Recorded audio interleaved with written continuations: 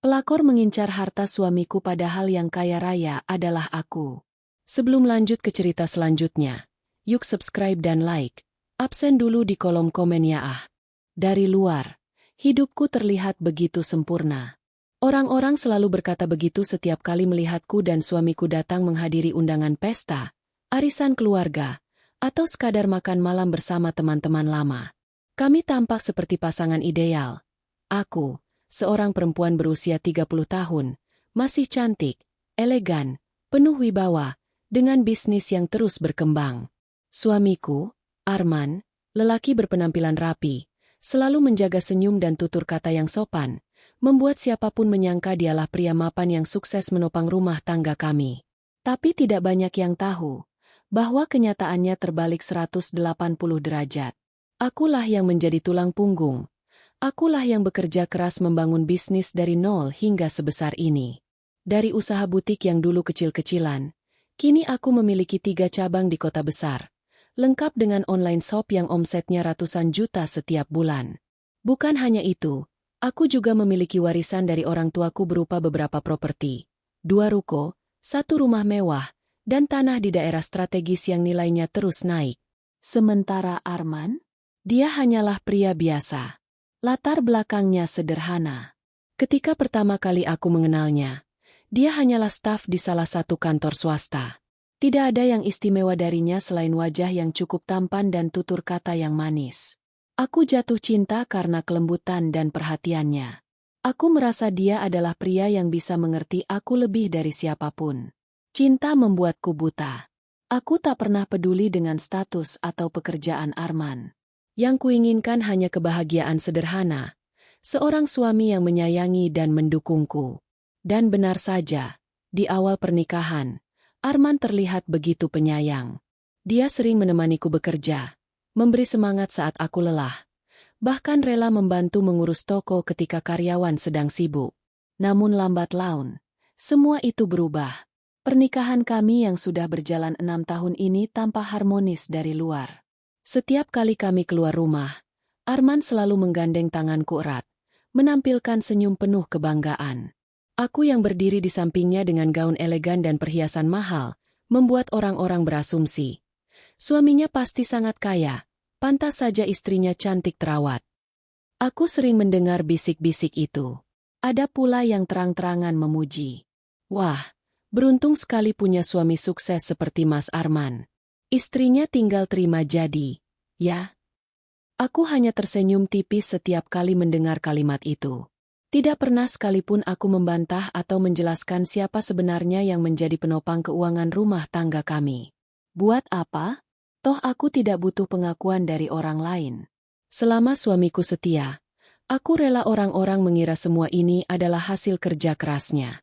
Tapi, belakangan aku mulai merasa ada sesuatu yang aneh. Arman makin sering pulang malam. Dulu dia selalu menjemputku di butik sebelum kami pulang bersama. Tapi kini alasannya selalu sama. Banyak kerjaan di kantor, sayang. Anehnya, aku tahu betul jam kerjanya tidak sepadat itu. Aku bahkan pernah menghubungi salah satu temannya, dan dia bilang Arman sudah pulang dari kantor sejak sore. Aku mulai bertanya-tanya, apa yang dia lakukan setelah jam kantor? Mengapa dia tidak langsung pulang? Suatu malam, aku duduk di ruang tamu rumah besar kami. Aku menatap jam dinding, pukul 10 malam, tapi Arman belum juga pulang. Ponselnya sulit dihubungi. Aku mulai merasa gelisah. Aku melangkah ke jendela besar, melihat mobil mewahku terparkir rapi di garasi. Mobil itu sering dipakai Arman dengan penuh percaya diri. Lagi-lagi, orang-orang selalu mengira mobil itu miliknya. Aku menarik napas panjang.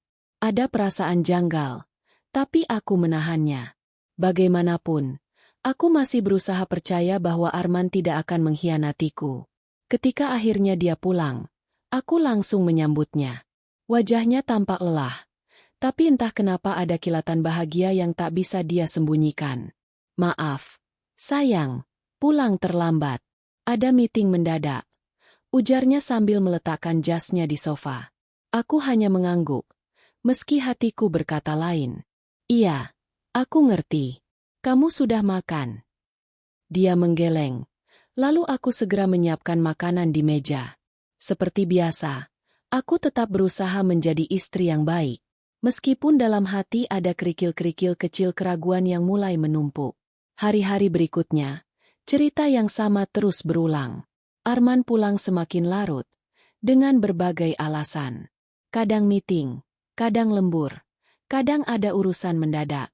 Aku mulai mengumpulkan potongan-potongan tanda tanya yang tak kunjung terjawab. Yang membuatku semakin curiga. Arman kini lebih sering menanyakan soal aset. Sayang, tabungan kita ada berapa ya sekarang? Kalau rumah yang di kompleks sebelah itu, atas nama siapa ya?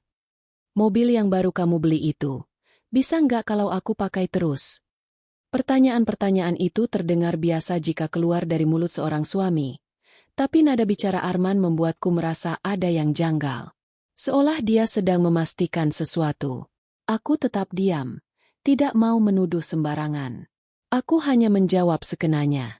Di mata orang luar, rumah tangga kami adalah simbol kebahagiaan. Aku tahu banyak teman yang diam-diam iri padaku. Suami tampan, rumah mewah, usaha lancar, mobil mewah berderet di garasi. Tapi hanya aku yang tahu, kebahagiaan itu seperti ilusi kaca. Terlihat berkilau dari jauh, tapi rapuh dan mudah pecah. Malam itu aku berbaring di tempat tidur besar kami, menatap langit-langit kamar dengan pikiran yang kacau. Arman tertidur pulas di sebelahku. Wajahnya tenang seolah tak ada masalah. Aku menoleh, memperhatikan garis rahang dan alisnya yang tegas. Dulu aku begitu mencintai wajah itu. Tapi kini, yang kurasakan hanyalah kegelisahan. Aku berbisik dalam hati. Apa yang sebenarnya kamu sembunyikan, Arman? Dan kenapa aku merasa pernikahan ini hanya terlihat sempurna dari luar, padahal di dalamnya mulai retak? Aku belum tahu jawabannya. Tapi aku bisa merasakan, badai besar sedang menuju ke arahku. Hari-hari terasa semakin aneh sejak Arman mulai sering pulang larut malam. Kalau dulu aku selalu menunggu kepulangannya dengan hati riang, kini yang ada hanyalah kegelisahan yang terus menggerogoti. Telepon genggamku seakan jadi benda keramat. Aku seringkali menatap layar kosong hanya untuk menunggu notifikasi tanda dia mengabarkan sesuatu. Tapi yang kudapat seringkali hanya pesan singkat. Lembur, sayang, jangan tunggu aku. Awalnya aku berusaha memahami. Aku bukan tipe istri yang suka membatasi suami. Bagaimanapun, aku juga sibuk dengan usahaku. Aku tahu bagaimana rasanya lelah setelah seharian bekerja. Tapi, semakin lama, alasannya terasa berulang-ulang, seakan ia hanya mengulang kalimat hafalan.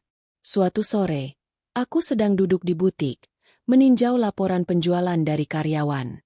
Seorang sahabat lamaku, Rina, datang mampir. Ia selalu cerewet, penuh rasa ingin tahu, dan seringkali apa yang ia katakan lebih tajam daripada gosip di televisi. Kamu makin glowing aja, Ki, katanya sambil duduk manis di kursi depan mejaku. Pantes aja, punya suami kayak Mas Arman. Gila, ganteng, sukses, terus sayang banget sama kamu. Aku lihat di Instagram, kalian romantis terus.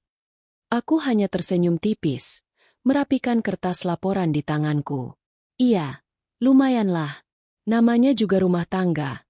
Pasti ada naik turunnya. Rina menatapku tajam, seakan bisa membaca pikiranku. Turunnya lebih banyak akhir-akhir ini, ya? Aku tertegun. Bagaimana bisa dia tahu? Aku menelan ludah, mencoba menutupi kegugupanku. Kenapa kamu bilang begitu? Rina mengangkat bahu. Aku nggak tahu pasti, tapi aku beberapa kali lihat Arman. Di luar jam kerja, bukan sama kamu. Dia kelihatan buru-buru, sama seorang cewek. Cantik sih, lebih muda juga. Kalimat itu menusuk jantungku. Seakan udara di ruangan tiba-tiba hilang. Aku nggak mau kamu salah paham dulu ya. Rina buru-buru menambahkan. Aku juga nggak tahu itu siapa. Mungkin teman kantor. Mungkin rekan bisnis. Tapi aku lihatnya udah 2 kali. Dan, cara mereka jalan bareng itu bukan sekadar urusan kerja, Ki. Aku menunduk, berusaha menjaga ekspresi. Rasanya campur aduk. Marah, sedih, tak percaya, tapi juga tidak ingin langsung menuduh. Terima kasih udah cerita, Rin. Jawabku pelan. Aku bakal pastiin sendiri. Rina menggenggam tanganku. Apapun yang terjadi, kamu kuat. Aku tahu kamu nggak bakal kalah. Malam itu, aku menunggu Arman pulang dengan hati penuh pertanyaan. Jam sudah menunjukkan pukul 11 malam, tapi ia belum juga tiba. Aku mencoba meneleponnya, tapi hanya terdengar nada sambung yang tak kunjung diangkat. Ketika akhirnya pintu rumah terbuka, Arman masuk dengan wajah tenang seperti biasa. Sayang, maaf banget, tadi ada rapat mendadak. Kamu pasti nungguin, ya? Aku menatapnya lekat-lekat. Iya, aku nunggu. Sampai capek sendiri. Arman, kamu nggak capek terus-terusan pulang larut kayak gini? Dia menghela napas, lalu duduk di sebelahku. Capek. Sayang. Tapi aku lakukan semua ini buat masa depan kita. Buat kamu. Kalimat itu seharusnya membuatku luluh. Tapi entah kenapa, aku merasa dia hanya sedang menutup-nutupi sesuatu. Senyumnya terlalu dibuat-buat. Pelukannya terasa hambar. Apa kamu yakin gak ada yang kamu sembunyikan dariku? Tanyaku akhirnya. Arman menoleh cepat. Ekspresinya terkejut. Lalu tertawa kecil. Kamu kenapa sih? Jangan mikir aneh-aneh. Aku ini kerja keras demi kamu. Demi rumah tangga kita. Jangan bikin masalah dari hal yang gak ada. Aku mengangguk pelan. Tidak ingin memperpanjang. Tapi dalam hatiku, suara Rina bergema lagi. Aku lihat Arman sama cewek lain. Hari-hari setelah itu aku mulai memperhatikan gerak-geriknya dengan lebih detail. Aku perhatikan cara dia sibuk dengan ponselnya, senyum-senyum sendiri, kadang buru-buru menutup layar ketika aku mendekat. Aku juga sadar, dia kini lebih sering memperhatikan penampilannya. Kalau dulu Arman cuek dengan parfum atau kemeja, kini dia selalu rapi, wangi, seakan sedang berusaha menarik perhatian seseorang. Satu malam, ketika dia sudah tertidur, aku memberanikan diri memeriksa ponselnya. Jantungku berdegup kencang, telapak tanganku berkeringat dingin. Kode sandi layar sudah kuhafal, tapi entah kenapa rasanya seperti sedang membuka pintu menuju dunia yang tidak ingin kulihat. Ketika layar terbuka, aku langsung menuju aplikasi pesan. Tidak ada yang mencurigakan, seolah semuanya sudah bersih. Terlalu bersih. Malah, semua chat lama terhapus. Aku menelan kekecewaan. Arman memang pintar. Kalau memang ada yang disembunyikan, dia tahu cara menutupinya. Kecurigaanku makin menjadi-jadi ketika suatu siang aku menerima telepon anonim. Suaranya perempuan, terdengar muda, tapi penuh nada sinis. Mbak Yu ya, istri Mas Arman. Aku terdiam, merasakan bulu kuduku meremang. Iya, ini siapa? Perempuan itu tertawa kecil. Nggak penting aku siapa. Aku cuma mau bilang, jaga suamimu baik-baik. Jangan sampai hilang direbut orang lain. Klik. Sambungan terputus. Aku terpaku. Tanganku gemetar memegang ponsel. Itu bukan sekadar ancaman. Itu sindiran. Aku sadar. Bayangan hitam yang mengintai rumah tanggaku semakin nyata. Ada perempuan lain yang dengan berani mencoba masuk ke dalam hidup kami. Malamnya aku berdiri lama di depan cermin, menatap bayangan diriku sendiri. Aku masih cantik, tubuhku masih terawat, kehidupanku mapan. Aku punya segalanya yang seharusnya membuat seorang suami betah dan bahagia. Tapi kenapa masih saja ada perempuan lain yang berani mengincar? Apa kurangku? Air mata menetes pelan. Bukan karena aku merasa rendah diri, tapi karena pengkhianatan itu menyakitkan. Aku sudah memberikan segalanya. Cinta, kesetiaan, bahkan harta. Tapi suamiku masih berani bermain api. Aku mengepalkan tangan. Tidak, aku tidak akan tinggal diam. Aku bukan wanita lemah yang bisa diremehkan.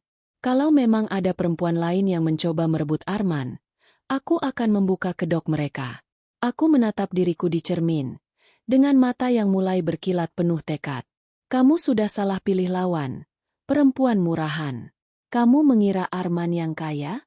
Kamu akan menyesal. Di titik itu, aku tahu, badai sesungguhnya baru saja dimulai. Sejak telepon misterius itu, hari-hariku terasa dipenuhi bayangan. Siapa perempuan itu? Bagaimana bisa dia tahu nomor ponselku? Bahkan dengan berani menantangku lewat suara dinginnya? Aku berusaha terlihat normal di depan Arman, meski hatiku sudah penuh dengan kecurigaan. Aku tidak ingin gegabah menuduh tanpa bukti. Aku tahu benar, kalau aku langsung menuding, Arman akan dengan mudah membalikan keadaan, menyebutku istri pencemburu, terlalu curiga, atau bahkan paranoid. Aku harus cerdas. Aku mulai menyewa seorang kenalan, detektif amatir bernama Dani. Ia sering membantuku dulu ketika ada kasus kecurangan karyawan di butikku. Kali ini targetnya bukan karyawan, tapi suamiku sendiri. Kataku lirih saat bertemu dengannya di sebuah kafe. Dani menatapku serius, lalu mengangguk. Tenang, Mbak. Saya bakal cari tahu. Kalau ada orang ketiga, cepat atau lambat pasti kelihatan. Tak butuh waktu lama. 3 hari kemudian, Dani datang dengan wajah penuh simpati. Ia meletakkan beberapa lembar foto di mejaku. Aku menahan napas ketika melihatnya. Di sana, jelas terlihat Arman sedang bersama seorang perempuan muda. Mereka duduk berdua di sebuah restoran mewah, tertawa, bergandengan tangan. Perempuan itu cantik, wajahnya tirus dengan riasan elegan, rambut panjang tergerai rapi. Di foto lain, mereka terlihat keluar dari sebuah butik. Arman membawa beberapa paperback besar, sementara si perempuan tampak sumringah menerima hadiah.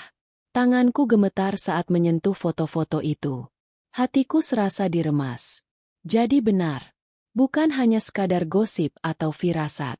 Ada perempuan lain yang sudah dengan terang-terangan masuk ke dalam hidup rumah tanggaku. Ada lagi yang lebih parah, Mbak, kata Dani pelan. Perempuan itu bukan sekadar selingkuhan biasa. Dari pengamatan saya, dia tipe yang matre, selalu menuntut dibelikan barang-barang mahal. Dan yang lebih menyedihkan, Mas Arman memenuhi semua permintaannya. Saya lihat beberapa kali mereka keluar masuk toko perhiasan, butik branded, restoran mahal. Padahal saya tahu, penghasilan Mas Arman gak cukup untuk itu semua. Aku menutup mulutku dengan tangan, menahan isak. Semua hadiah mahal itu pasti berasal dari uangku, dari keringatku. Dani menatapku penuh iba.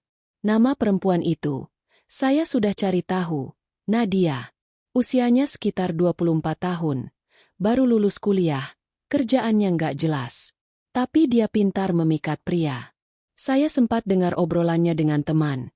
Katanya dia suka berburu lelaki kaya. Nadia. Nama itu langsung tertanam di kepalaku, bagaikan duri beracun. Malam itu, aku tidak bisa tidur. Aku duduk di ruang tamu sendirian, menatap kosong ke arah pintu. Jam sudah menunjukkan pukul 1 dini hari, tapi Arman belum juga pulang. Dalam bayanganku, wajah cantik Nadia muncul terus. Senyumnya licik, matanya penuh perhitungan. Aku bisa membayangkan bagaimana dia menggoda Arman, dengan kata-kata manis, dengan perhatian pura-pura, seolah-olah cinta sejati. Padahal semua hanya jebakan untuk menguras harta. Ironis, Nadia mengira Arman lah yang kaya raya. Dia tidak tahu, semua yang ia nikmati, makan malam mewah, perhiasan, pakaian mahal, semua itu berasal dari kantongku, dari jerih payahku. Aku menggertakkan gigi. Perempuan itu benar-benar tidak tahu diri. Keesokan harinya, aku memutuskan mengikuti Arman secara diam-diam. Aku pura-pura ada janji meeting dengan klien. Padahal aku sengaja melacaknya lewat aplikasi GPS yang diam-diam sudah kupasang di ponselnya. Arman berhenti di sebuah kafe bergaya modern di pusat kota. Dari mobilku yang terparkir agak jauh, aku melihatnya turun dengan kemeja rapi dan parfum yang wanginya bahkan terasa dari kejauhan. Tak lama, seorang perempuan masuk ke kafe yang sama. Rambut panjang, gaun ketat, sepatu hak tinggi. Nadia. Aku menahan napas, melihat bagaimana wajah Arman langsung berbinar ketika perempuan itu datang. Mereka saling berpelukan sebentar, lalu duduk berhadapan dengan ekspresi penuh tawa. Di situ, Rasanya aku ingin langsung masuk dan menampar keduanya. Tapi aku tahan. Aku tidak boleh gegabah. Aku memilih merekam semua itu dengan ponselku. Setiap detik, setiap senyum mesra, setiap tatapan penuh kemunafikan. Semua akan jadi bukti. Beberapa hari setelahnya, aku mulai mengumpulkan informasi tentang Nadia. Aku mencari tahu lewat media sosialnya. Ternyata benar kata Dani, dia sering pamer barang-barang branded, tas, sepatu, perhiasan. Captionnya penuh dengan kalimat murahan seperti, "Kalau cinta, buktinya ada di barang." Aku mual membacanya. Lebih menyakitkan lagi, aku menemukan salah satu postingannya dengan caption, "Tang Yu, Mas A hati merah 2 selalu bikin aku bahagia." Foto itu menampilkan sebuah gelang emas mewah. Aku mengenali gelang itu. Aku yang membelinya minggu lalu, untuk Arman, sebagai hadiah ulang tahunnya. Tapi rupanya gelang itu malah diberikan pada Nadia. Dadaku serasa pecah. Hatiku bergetar hebat antara marah, kecewa, dan jijik. Hari demi hari, bayangan Nadia makin menghantui. Ia tidak hanya merenggut perhatian Arman, tapi juga menginjak harga diriku sebagai istri sah. Aku tahu tipe perempuan seperti dia. Manis di depan, racun di belakang. Aku bisa membayangkan bagaimana Nadia membisikkan kata-kata palsu ke telinga Arman. "Kamu pantas dapat lebih. Kamu pria mapan, tampan, istrimu nggak ngerti kamu." Dan Arman, dengan kebodohannya, percaya. Aku tidak habis pikir. Bagaimana mungkin seorang pria yang sudah hidup nyaman, menikmati semua fasilitas yang kuberikan, tega mengkhianatiku hanya karena rayuan murahan seorang gadis mata duitan? Tapi disitulah kelicikan Nadia. Dia tahu cara masuk ke hati seorang pria, memainkan egonya, membuatnya merasa gagah dan berharga. Nadia memberi Arman sesuatu yang tidak pernah ku mengira penting, ilusi bahwa dialah yang berkuasa, dialah yang lebih hebat dari istrinya. Padahal kenyataannya, tanpa aku, Arman bukan siapa-siapa. Malam itu, aku berdiri di balkon rumahku, memandang ke arah langit gelap. Angin malam berhembus dingin, membawa serta kegelisahanku. Aku tahu, aku tidak bisa hanya duduk diam.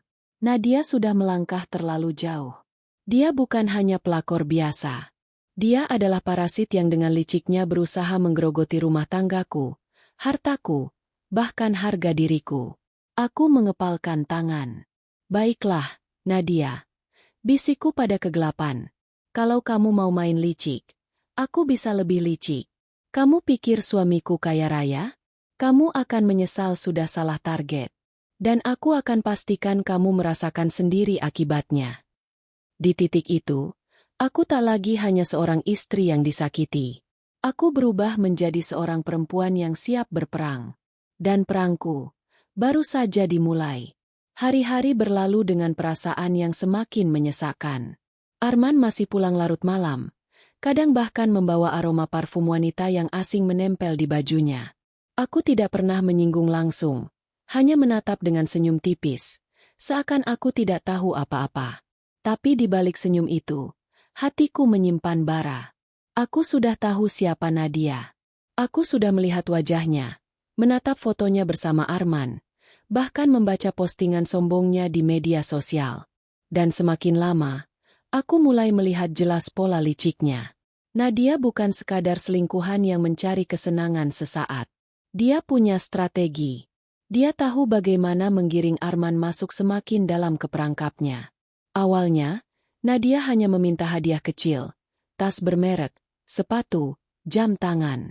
Tapi kini, tuntutannya semakin besar.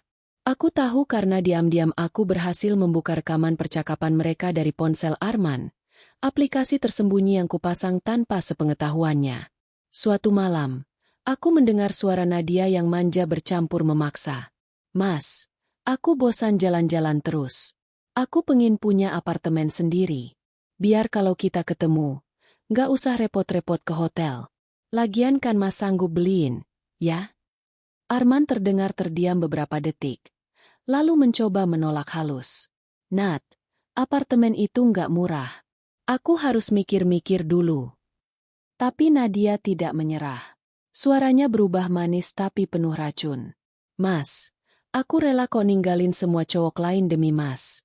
Tapi aku butuh bukti. Kalau Mas bener-bener sayang, masa ia nggak bisa beliin satu unit apartemen kecil buat aku? Aku mendengar tawa kecil Nadia setelah itu, lalu suara Arman yang berusaha meyakinkan. Iya, aku usahain. Kamu tenang aja. Tanganku mengepal kuat ketika mendengar rekaman itu. Jadi, benar, Nadia bukan sekadar bermain cinta. Dia ingin harta. Keesokan harinya, Arman mulai menanyakan hal-hal yang membuatku makin curiga. Saat sarapan, ia membuka percakapan dengan nada seolah-olah santai. Sayang, aku kepikiran deh. Rumah yang di kompleks sebelah itu masih kosong, kan? Kenapa nggak kita jual aja? Daripada nganggur, bisa dapat uang lumayan. Aku menatapnya tajam. Kenapa tiba-tiba kepikiran begitu? Arman tersenyum canggung. Ya, biar nggak mubazir. Uangnya kan bisa dipakai untuk investasi lain. Atau, mungkin kita bisa beliin properti yang lebih kecil, biar lebih gampang dirawat. Aku pura-pura berpikir sejenak, lalu menjawab datar. Rumah itu peninggalan almarhum papa. Aku nggak akan jual, apalagi dalam waktu dekat. Aku bisa melihat wajah Arman sedikit berubah. Seakan kecewa dengan jawabanku. Tidak lama kemudian, ia kembali mencoba membujuk. Kalau gitu, mungkin kita bisa cairkan salah satu deposito? Untuk jaga-jaga. Siapa tahu ada kebutuhan mendesak. Aku tersenyum tipis. Urusan keuangan aku yang atur. Kamu nggak usah pusing. Wajahnya jelas terlihat kaku setelah itu. Tapi ia tidak bisa berkata banyak. Disitulah aku makin yakin. Arman sedang ditekan oleh Nadia. Hari-hari berikutnya, rencana busuk itu semakin jelas. Aku mendengar Nadia terus memprovokasi Arman lewat rekaman percakapan yang berhasil kusadap. Mas, aku nggak percaya kalau katanya kamu mapan. Masa cowok seganteng kamu nggak bisa kasih aku hidup enak? Jangan-jangan semua itu bukan punya kamu, ya? Suara Arman terdengar panik, mencoba menutupi. Bukan begitu, Nat. Semua yang aku punya, bisa aku kasih ke kamu. Kamu tunggu aja. Aku bakal buktiin. Aku hampir melempar ponselku mendengar itu. Bagaimana mungkin Arman begitu mudah diperdaya? Nadia jelas-jelas sedang memancing egonya. Dia ingin Arman membuktikan dirinya dengan mengorbankan hartaku. Aku juga melihat perubahan sikap Arman di rumah. Ia mulai lebih sering menanyakan aset yang kupunya. Sayang, mobil yang satunya itu kalau nggak dipakai, mending aku kasih temen, ya? Dia butuh banget. Sayang, kalau butuh tanda tangan untuk pencairan dana, bisa nggak kamu kasih aku kuasa? Sayang, kalau aku yang urus properti, mungkin hasilnya lebih cepat. Kamu kan sibuk. Pertanyaan demi pertanyaan itu terasa seperti paku yang ditancapkan ke jantungku. Jelas sekali, Arman sedang mencari celah untuk bisa menguasai harta. Dan semua itu pasti karena Nadia. Aku tidak langsung melawan. Aku justru memilih berpura-pura bodoh. Aku ingin melihat sampai sejauh mana mereka berani. Suatu malam, aku mendengar lagi rekaman percakapan mereka. Nadia terdengar puas. Mas, aku yakin kamu bisa kok dapatin semuanya. Kalau perlu, kamu bikin istrimu tanda tangan diam-diam. Lagian dia kan percaya sama kamu. Jangan sia-siain kesempatan, Mas. Arman menjawab dengan suara lirih. Aku bakal usahain. Kamu jangan khawatir. Aku menutup mata, menahan amarah yang nyaris meledak. Jadi, mereka sudah berencana sampai sejauh itu. Hari-hari berlalu dengan tensi yang semakin tinggi. Arman semakin berani. Nadia semakin menuntut. Aku tahu, mereka berdua sedang memainkan permainan berbahaya. Tapi mereka lupa satu hal. Aku bukan istri lemah yang bisa ditipu begitu saja. Aku yang membangun semua kekayaan ini. Aku yang mengatur setiap aset, setiap rekening, setiap sertifikat. Dan aku tidak akan membiarkan seorang pelakor licik mengambil apa yang menjadi milikku. Malam itu, aku berdiri di depan kaca besar kamarku, menatap diriku sendiri. Aku melihat sosok perempuan kuat, bukan korban. Baiklah, Nadia, bisikku pelan, tapi penuh tekad. Kalau kamu ingin menguji kesabaranku, kamu akan segera tahu siapa aku sebenarnya. Kamu pikir bisa menipu dan menguasai hartaku lewat Arman? Kamu salah besar. Aku menarik napas panjang. Senyum tipis muncul di wajahku. Permainan baru saja dimulai. Dan aku akan pastikan, kalian berdua yang hancur duluan. Sejak aku tahu rencana busuk Arman dan Nadia, aku memutuskan satu hal, aku tidak boleh gegabah. Aku harus mengumpulkan bukti sebanyak mungkin. Mereka berdua licik, tapi aku bisa lebih licik. Aku sadar, amarah saja tidak cukup untuk melawan. Aku butuh strategi. Aku butuh bukti yang tak bisa mereka bantah. Karena pada akhirnya, aku tahu, aku akan berdiri berhadapan dengan mereka, dan di saat itulah aku harus menjatuhkan keduanya sekaligus. Langkah pertamaku adalah mengawasi Arman lebih ketat. Aku sudah memasang aplikasi pelacak di ponselnya, tapi aku ingin lebih jauh. Aku minta Dani, detektif amatir yang sebelumnya membantuku, untuk terus mengawasi gerak-gerik suamiku. Pantau setiap pertemuannya dengan Nadia, kataku pada Dani. Aku ingin tahu semua. Di mana mereka ketemu, apa yang mereka lakukan, apa yang mereka bicarakan. Dani mengangguk. Tenang, Mbak. Saya bakal laporin semuanya dengan detail.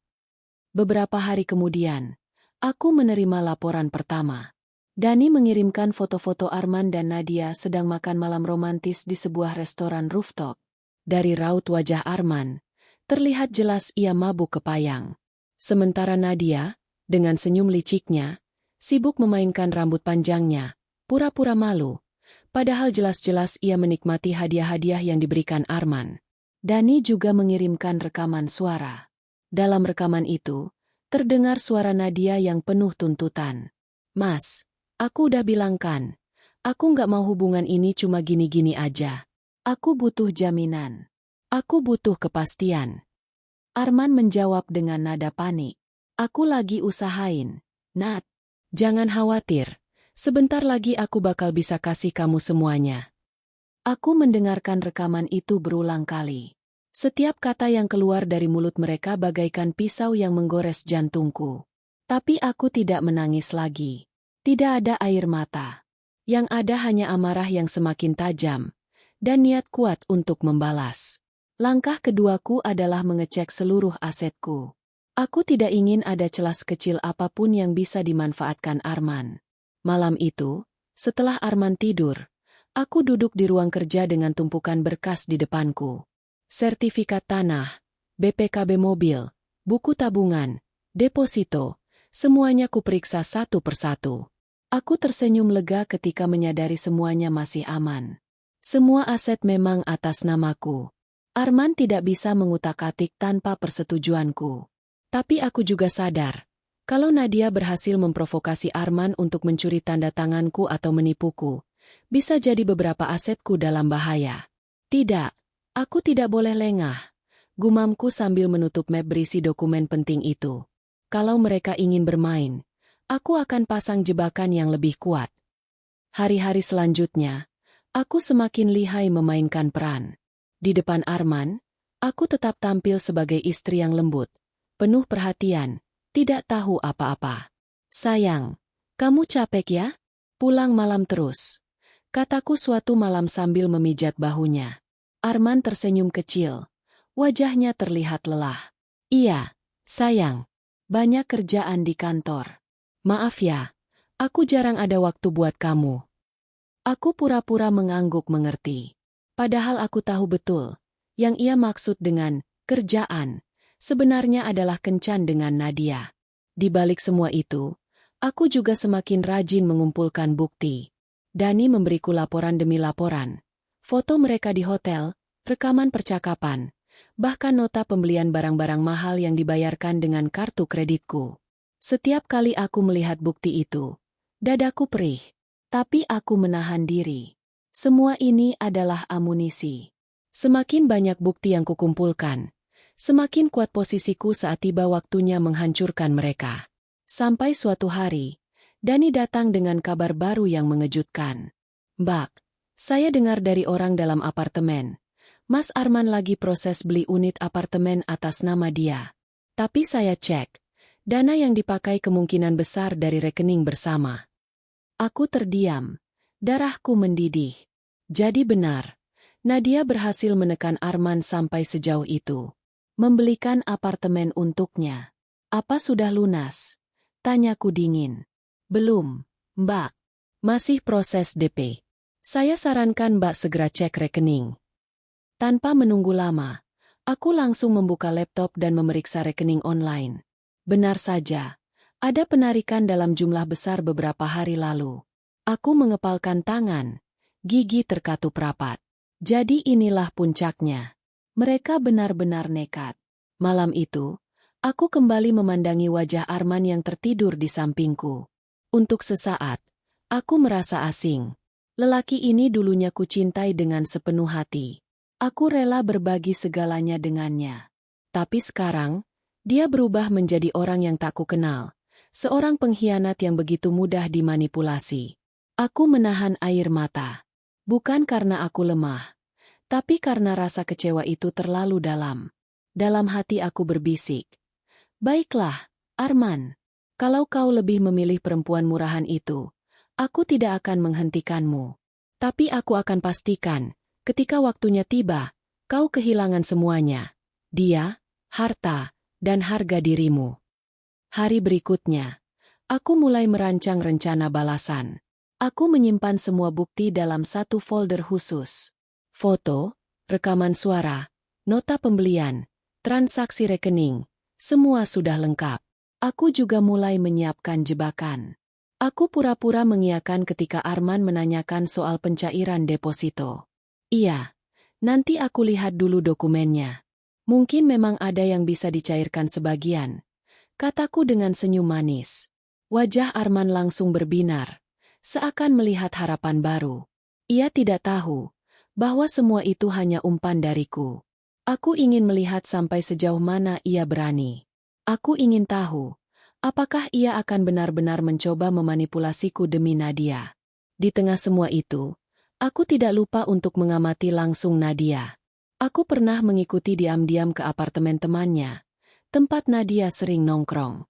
Dari jauh, aku melihatnya bersama gengnya, tertawa keras sambil memamerkan gelang dan tas yang jelas-jelas kubeli. Aku menggertakkan gigi.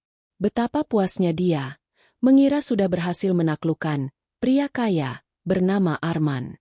Betapa bodohnya dia, tidak tahu bahwa semua itu sebenarnya adalah milikku.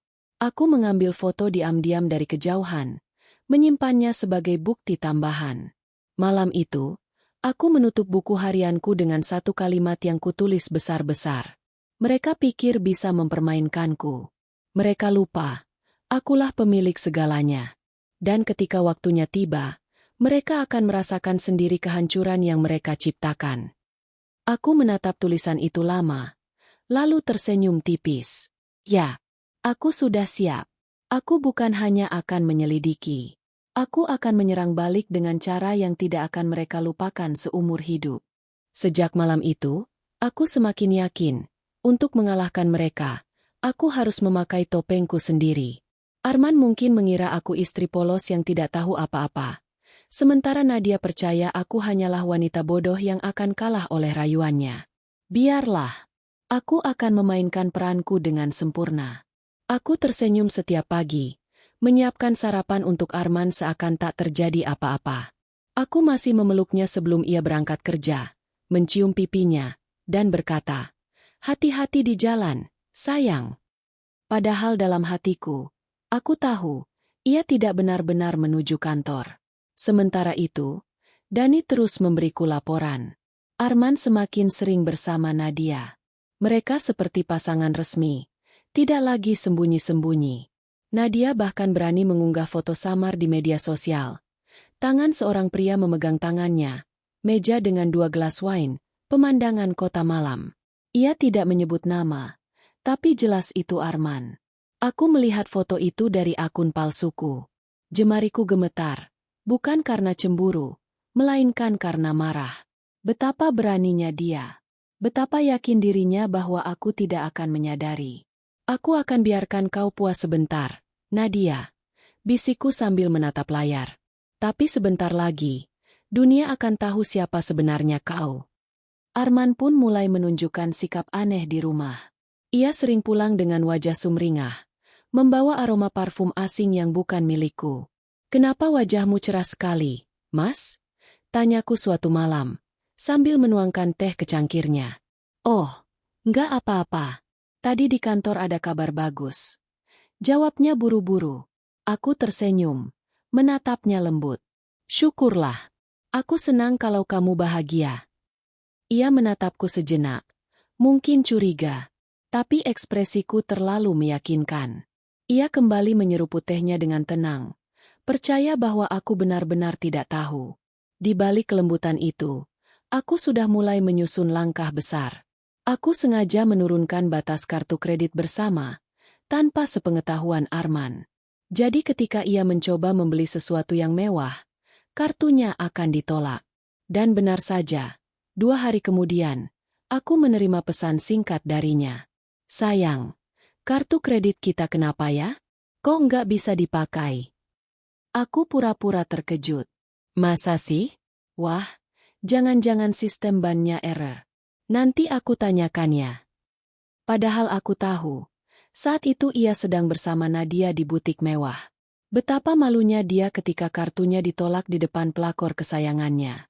Aku menahan tawa saat membayangkannya. Topengku masih melekat sempurna, membuat Arman tidak mencurigai apapun. Hari berganti, aku semakin lihai memainkan peranku. Aku tidak lagi hanya pasif. Aku mulai masuk ke dalam permainan mereka. Suatu sore, aku sengaja menghubungi Arman di tengah pertemuannya dengan Nadia. Mas, lagi di mana? Aku masak makanan kesukaanmu. Rawon. Pulang cepat ya, aku kangen. Kataku dengan nada manja. Di seberang, aku mendengar suara gaduh. Arman terdengar gugup. Iya, aku lagi rapat. Nanti aku pulang. Aku menutup telepon sambil tersenyum puas. Aku tahu, di sampingnya, Nadia pasti sedang cemberut mendengar percakapan itu. Dan aku memang sengaja. Aku ingin membuatnya gusar, membuatnya merasa tak pernah benar-benar menang. Malamnya, aku bisa merasakan gelisah Arman. Ia makan dengan diam, tidak banyak bicara. Aku berpura-pura tidak tahu, tetap melayaninya dengan penuh perhatian. Kamu capek banget ya, Mas? Tanyaku lembut. Arman mengangguk singkat. Iya, banyak pikiran. Aku tersenyum samar. Kalau ada yang bisa aku bantu, bilang aja. Dalam hati, aku menambahkan, tapi aku tahu yang sebenarnya sedang kau pikirkan adalah bagaimana memenuhi tuntutan Nadia. Sementara itu, Nadia mulai gerah. Dani melaporkan padaku bahwa perempuan itu semakin sering memarahi Arman. Aku nggak bisa terus begini, Mas. Aku butuh kepastian. Kamu janji beliin aku apartemen. Mana? Kamu janji kasih aku hidup yang layak. Mana?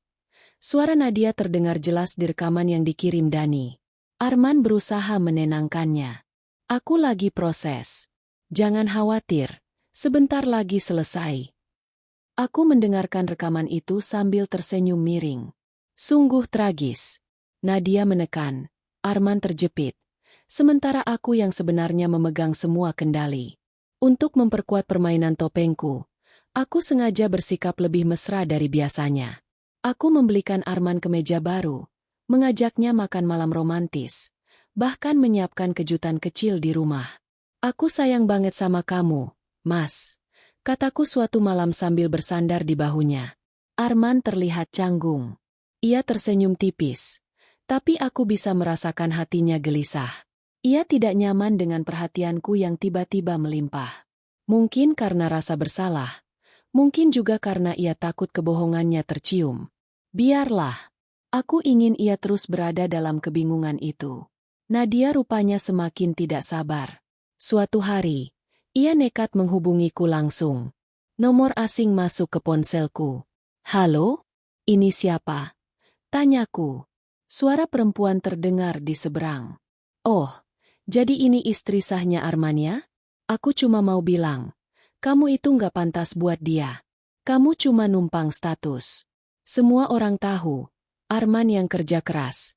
Arman yang punya segalanya. Kamu cuma beruntung nikah sama dia. Aku terdiam beberapa detik, lalu tersenyum dingin. Oh begitu?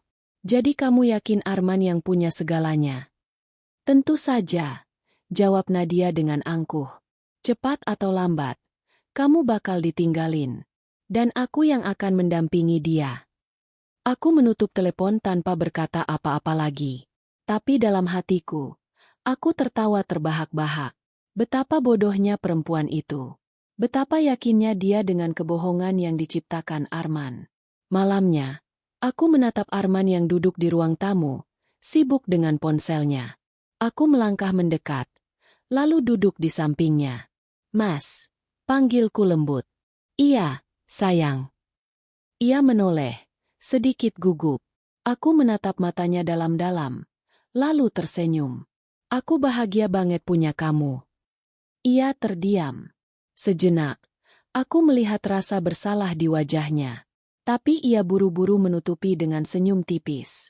Aku juga bahagia punya kamu. Aku tersenyum semakin lebar. Bagus, Arman. Teruslah pakai topengmu. Karena aku juga sedang memakainya. Dan sebentar lagi, kita akan lihat siapa yang mampu bertahan dengan topengnya lebih lama. Di buku harianku malam itu, aku menulis. Topengku menempel dengan sempurna. Mereka mengira aku buta, padahal aku melihat segalanya. Mereka percaya aku lemah, padahal aku yang memegang kekuasaan. Permainan baru saja dimulai. Aku menutup buku itu dengan senyum penuh kemenangan. Ya, permainan topeng ini akan segera membawaku ke puncak, tempat di mana aku bisa menghancurkan mereka berdua dengan sekali pukulan. Hari yang kutunggu akhirnya datang. Semua topeng akan segera kulepaskan, satu persatu. Aku sudah menyiapkan rencana ini berbulan-bulan, dan kali ini waktunya. Aku sengaja memilih hari ulang tahun pernikahan kami yang ke-7 sebagai panggung besar. Arman pasti mengira aku menyiapkan perayaan manis, seperti istri baik pada umumnya. Dan Nadia, oh, ia juga pasti penasaran, apakah Arman akan berani meninggalkan aku demi dirinya. Mereka berdua tidak tahu, justru aku yang akan mengatur segalanya. Aku menyiapkan jamuan di rumah besar kami. Meja makan dihias elegan, lilin-lilin kecil berjejer, musik lembut mengalun di latar belakang. Dari luar, semua tampak romantis, penuh cinta. Aku mengenakan gaun merah anggun, rambut disanggul sederhana namun menawan. Aku ingin terlihat seperti ratu, karena memang akulah pemilik singgasana sebenarnya. Mas, jangan pulang telat ya. Ucapku lewat telepon sore itu. Aku udah siapin kejutan. Arman terdengar senang sekaligus canggung. Iya, sayang. Aku pulang cepat kok. Aku tahu, ia tidak sendirian saat itu. Dari laporan Dani, Nadia sedang bersamanya. Maka aku pun menambahkan kalimat kecil yang menusuk. Bawa aja siapapun yang kamu mau bawa. Aku nggak keberatan. Arman terdiam beberapa detik, lalu menjawab singkat. Iya, sebelum menutup telepon. Aku tersenyum dingin. Ayo, Arman, bawa dia sekalian. Aku ingin lihat wajah pelacur itu ketika semua kebenaran terungkap. Jam menunjukkan pukul 8 malam ketika suara mobil Arman terdengar di halaman. Aku sudah siap berdiri di ruang tamu. Pintu terbuka, dan benar saja, Arman masuk bersama Nadia. Nadia mengenakan gaun ketat berwarna hitam, berusaha tampil glamor. Wajahnya tersenyum sinis, seolah ingin menantangku. Oh, ternyata benar kamu bawa tamu, Mas. Sapaku dengan suara manis, seolah-olah aku menyambut teman biasa. Arman gelagapan. Sayang, aku. Tenang, Mas. Aku nggak marah kok. Potongku sambil tersenyum. Silakan duduk. Aku sudah siapkan jamuan untuk kita bertiga. Nadia menatapku penuh kemenangan. Mungkin ia berpikir aku akhirnya menyerah. Ia duduk di kursi dengan santai, seperti calon nyonya rumah baru. Kami bertiga makan malam dengan suasana tegang. Arman berkeringat dingin, berusaha menjaga sikap. Nadia, sebaliknya, semakin berani. Ia menyentuh lengan Arman di depanku, bahkan sesekali menatapku dengan tatapan meremehkan. Aku salut sama kamu, kata Nadia tiba-tiba, menembus keheningan. Gak semua wanita bisa menerima kenyataan seperti ini. Aku tersenyum tipis. Kenyataan seperti apa? Ya kenyataan kalau Arman lebih bahagia sama aku. Jawabnya pongah. Arman terbatuk. Wajahnya panik. Nadia, jangan. Aku mengangkat tangan, menghentikannya. Santai saja, Mas. Biarkan dia bicara. Aku lalu menatap Nadia dengan tatapan tajam, tapi tetap tersenyum. Jadi, kamu yakin Arman yang membuatmu bahagia? Kamu yakin dia yang punya segalanya? Nadia mendongakkan dagu. Tentu saja. Armanlah yang kerja keras. Arman yang menafkahi. Kamu cuma numpang hidup. Aku terkekeh pelan, lalu berdiri dari kursi. Kalau begitu, mari aku tunjukkan sedikit kebenaran yang mungkin kamu belum tahu. Aku berjalan ke lemari kaca di ruang kerja, lalu membawa sebuah map besar. Di dalamnya ada dokumen-dokumen penting, sertifikat rumah, bukti kepemilikan saham, rekening bank, dan berbagai surat berharga. Semua atas namaku. Aku meletakkan map itu di meja makan dengan suara keras. Nadia menatapnya heran. Arman pucat pasi. Silakan lihat, kataku datar. Nadia membuka lembar demi lembar. Matanya membesar. Wajahnya mulai berubah. Ini, atas nama kamu semua. Aku menatapnya lurus. Ya, rumah ini, perusahaan keluarga yang Arman pimpin, saham-saham, aset miliaran, semuanya milikku. Arman hanya kebagian gaji bulanan. Itu pun dari perusahaan yang kuturunkan padanya untuk dikelola. Arman menunduk dalam, tidak berani menatapku. Aku bisa jelaskan, gumamnya. Tidak perlu, potongku tegas.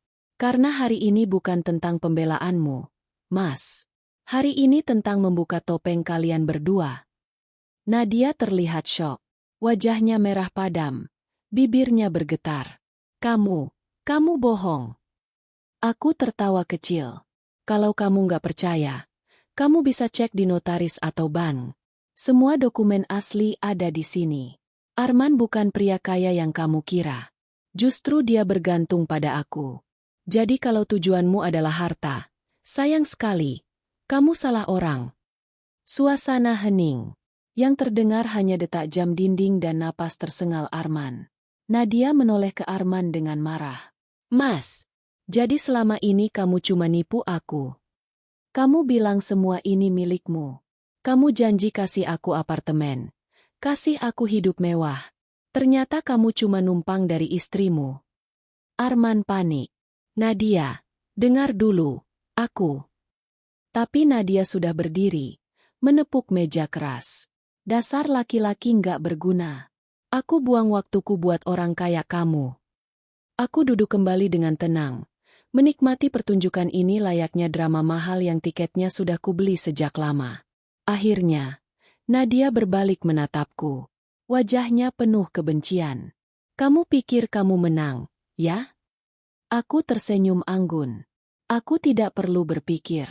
Karena aku memang menang sejak awal. Nadia mendengus, lalu mengambil tasnya dan bergegas keluar. Suara pintu dibanting keras menggema di seluruh rumah. Tersisa aku dan Arman. Ia masih duduk terpaku. Wajahnya penuh rasa bersalah dan ketakutan. Suaranya serak. Aku minta maaf, sayang. Aku menatapnya tajam, dingin. Maaf tidak akan menghapus pengkhianatanmu, Mas. Tapi setidaknya sekarang kamu tahu, siapa sebenarnya yang berkuasa di rumah ini. Arman menunduk, tak sanggup bicara lagi. Malam itu, setelah semua reda, aku berdiri di balkon kamar. Angin malam berhembus lembut, membawa aroma bunga dari taman. Aku menatap bintang di langit, lalu tersenyum puas. Kebenaran akhirnya terungkap. Pelakor itu sudah tahu siapa sebenarnya yang kaya raya. Dan Arman, dia sudah melihat sendiri betapa rapuh topengnya. Ini baru permulaan. Aku belum selesai. Aku mengangkat gelas anggur, meneguknya perlahan. Malam itu adalah malam kemenanganku. Tapi jauh di dalam hati, aku tahu, pertempuran berikutnya akan lebih besar. Karena Arman mungkin tidak akan menyerah begitu saja.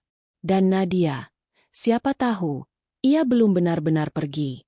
Setelah malam itu, aku mengira Nadia akan benar-benar pergi dari hidupku dan Arman.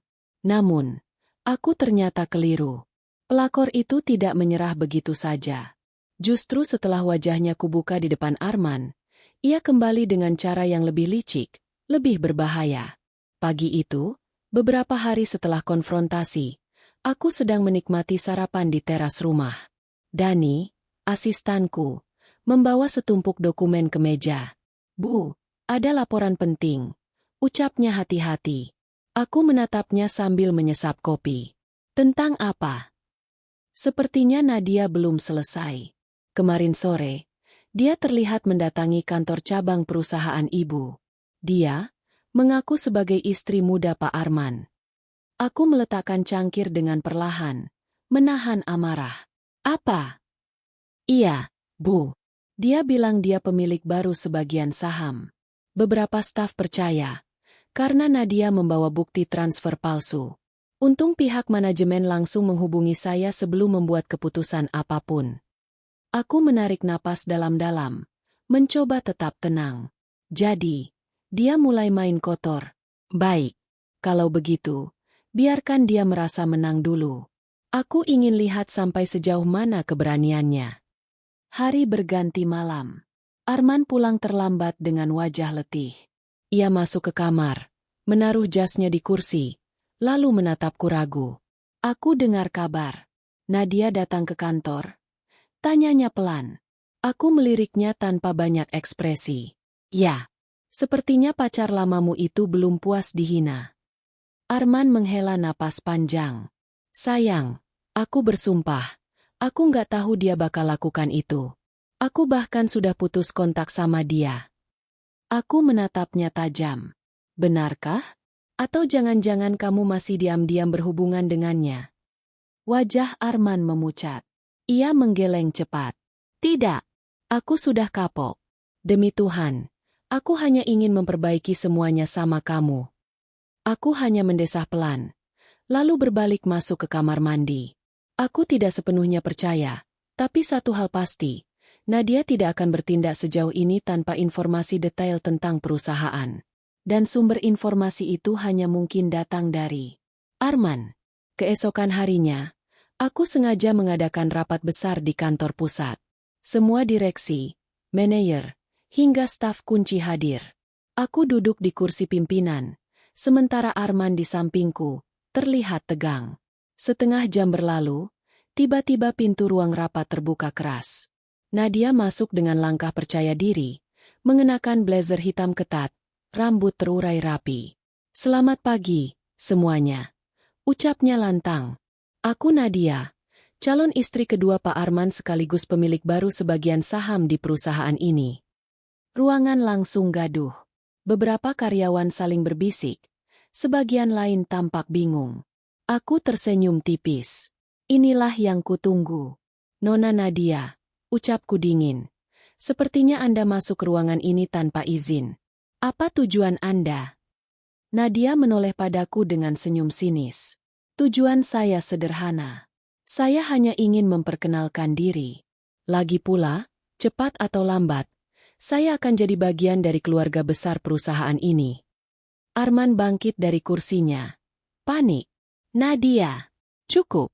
Jangan bikin malu." Namun Nadia mengabaikannya. Ia mengeluarkan map berisi dokumen palsu, lalu meletakkannya di meja. "Ini bukti saya sudah membeli saham.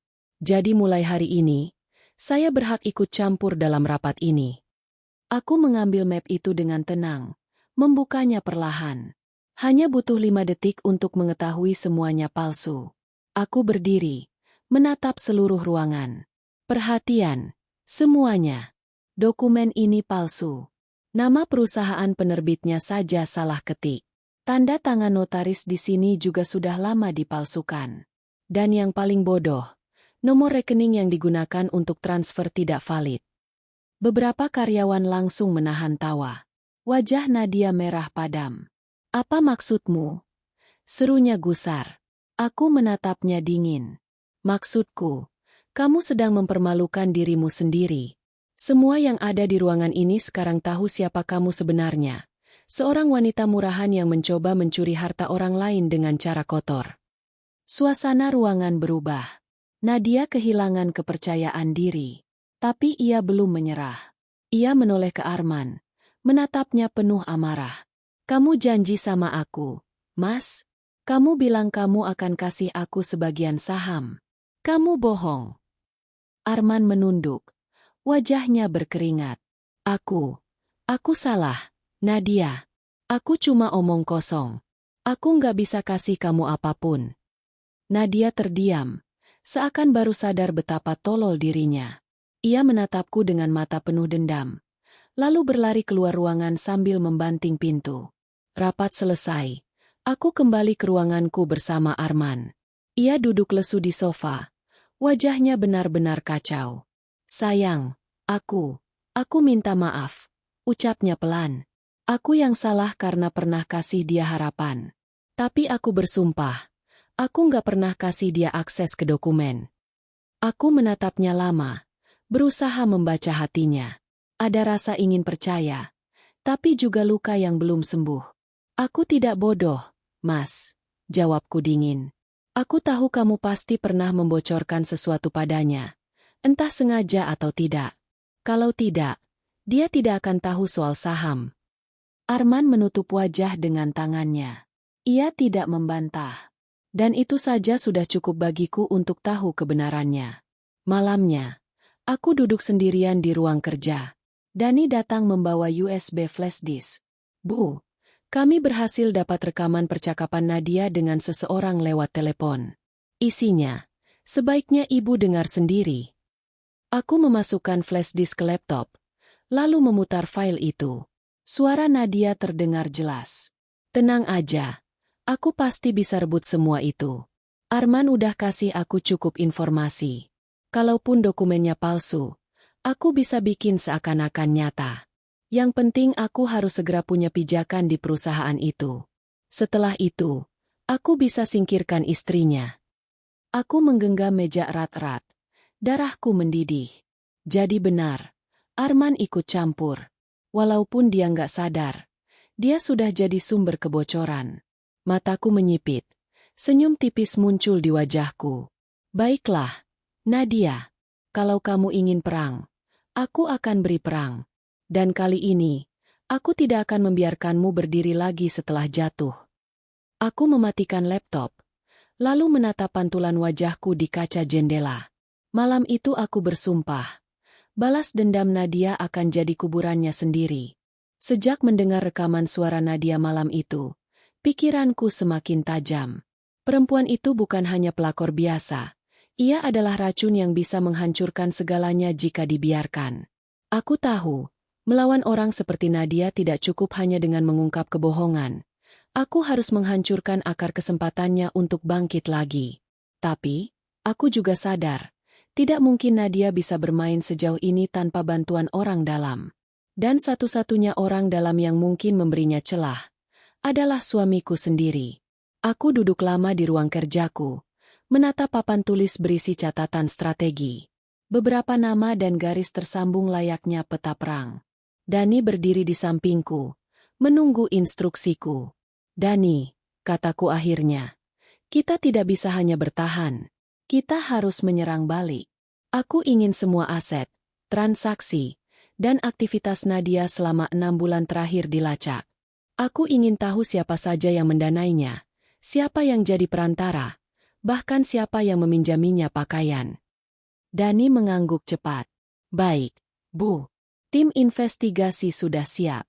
Kita bisa mulai malam ini." Aku tersenyum tipis. "Bagus. Dan satu lagi, aku ingin jebakan." Malam itu aku berbaring di samping Arman, tapi pikiranku sibuk. Ia sudah terlelap, sementara aku hanya memandang langit-langit. Ada rasa getir di hati. Suamiku, yang dulu kupercaya, kini justru harus kuwaspadai. Aku membalik badan, menatap wajahnya. Ia tampak polos dalam tidur, seolah-olah bukan orang yang pernah membocorkan rahasia kepada pelakor. Apakah dia masih pantas mendapatkan kesempatan? Pertanyaan itu terus menghantuiku. Tapi aku tahu, sebelum menjawabnya, aku harus memastikan, apakah Arman benar-benar sudah memutus hubungan dengan Nadia, atau masih diam-diam berkhianat? Itulah mengapa aku merancang rencana besar ini. Bukan hanya untuk menyingkirkan Nadia, tapi juga untuk menguji kesetiaan Arman. Beberapa hari kemudian, aku mengundang Arman ke ruang kerjaku. Ia tampak gugup ketika masuk, mungkin masih merasa bersalah. "Ada apa, sayang?" tanyanya ragu. Aku menatapnya penuh arti.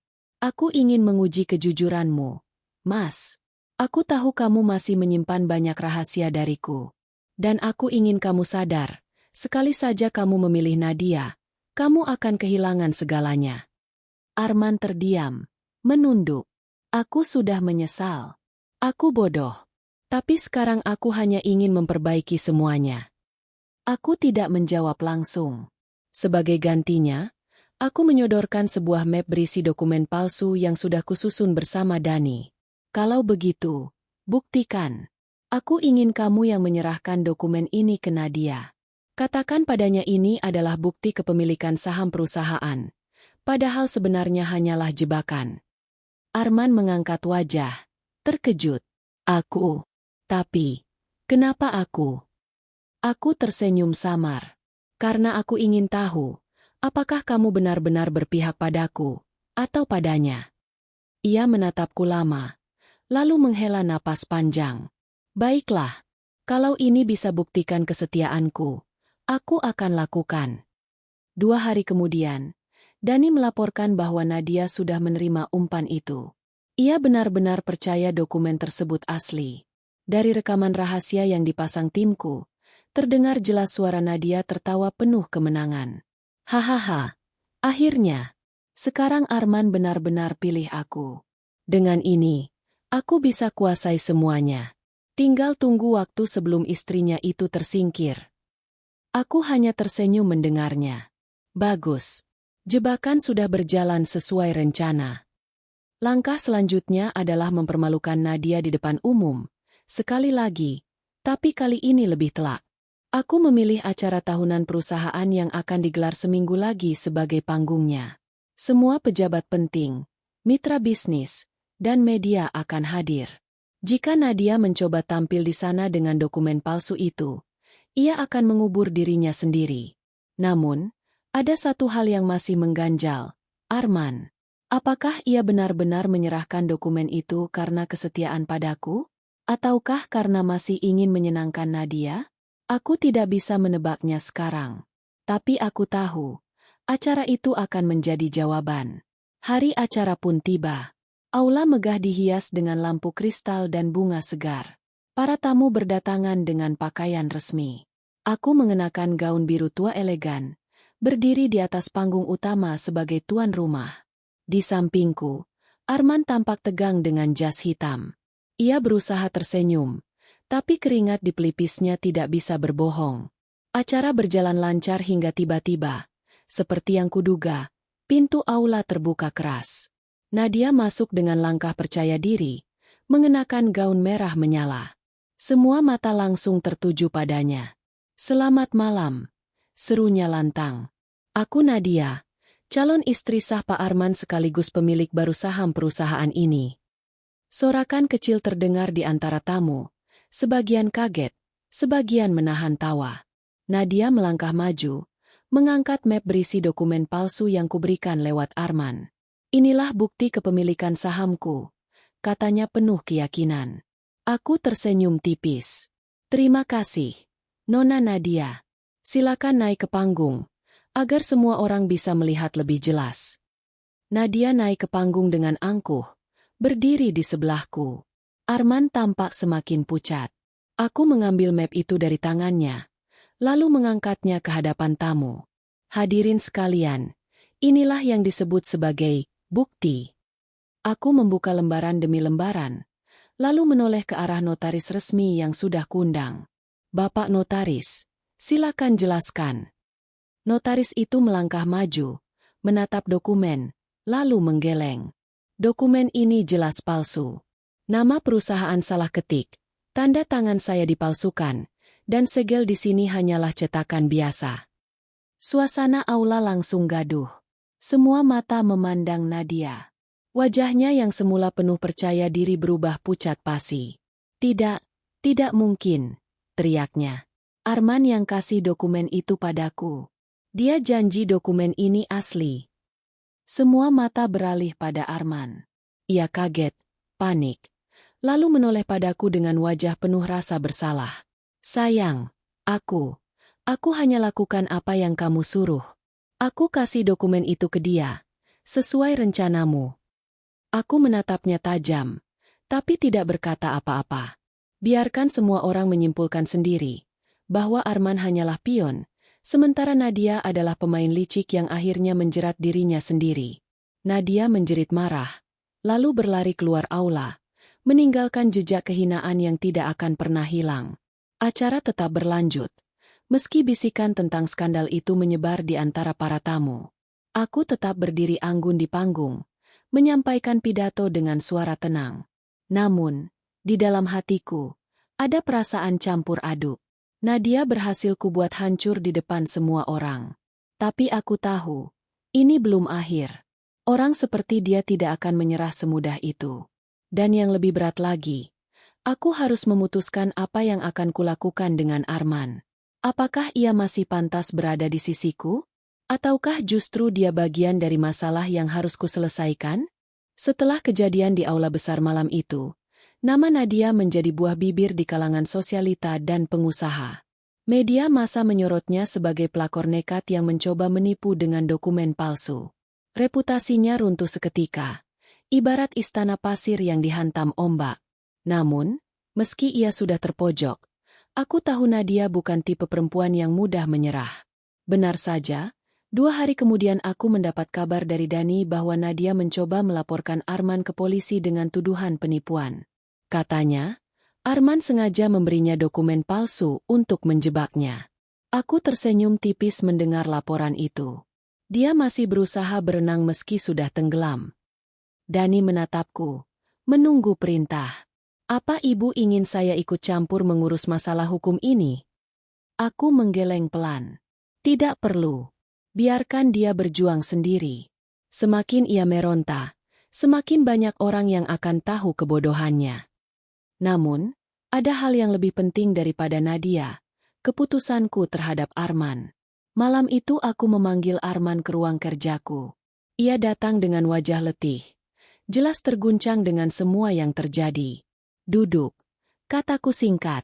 Arman duduk, tangannya gelisah menggenggam.